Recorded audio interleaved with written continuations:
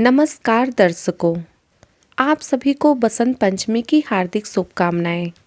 आज के इस वीडियो में हम आपको बसंत पंचमी की पावन कथा सुनाने वाले हैं। आज के दिन बसंत पंचमी की पावन कथा सुनने से माँ सरस्वती की कृपा आप पर सदा बनी रहेगी।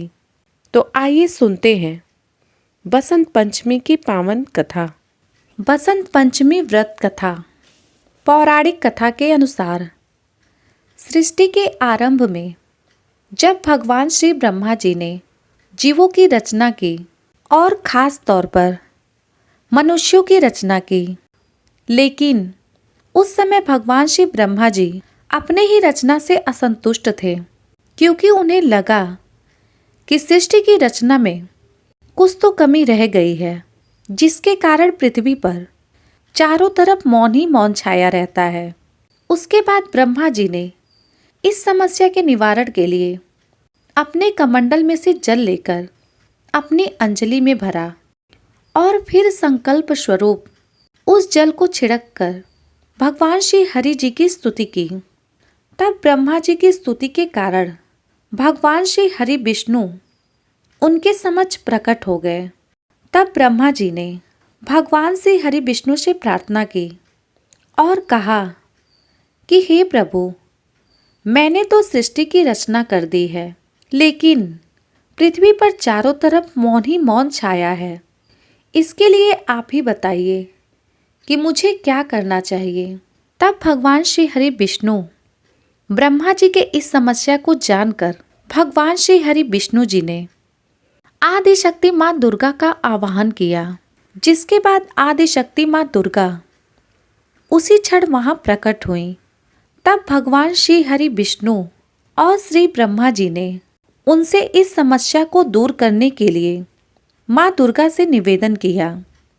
ब्रह्मा जी और श्री हरि विष्णु जी की बातों को सुनने के पश्चात आदि शक्ति माँ दुर्गा के शरीर से श्वेत रंग का एक दिव्य तेज प्रकट हुआ।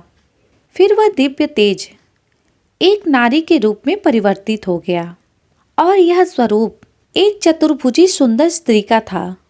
वीणा, जिनके एक हाथ में वीणा, दूसरी हाथ में वर मुद्रा और अन्य दोनों हाथों में पुस्तक और माला थी।